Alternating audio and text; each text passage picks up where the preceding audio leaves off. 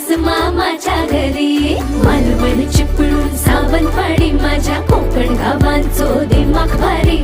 दिसते भारी गणपतीची स्वारी माझ्या कोकणा वाटे तुम्ही वलवा गाडी. धमाधमान हाका गाडी माझ्या कोकणचो रस्तो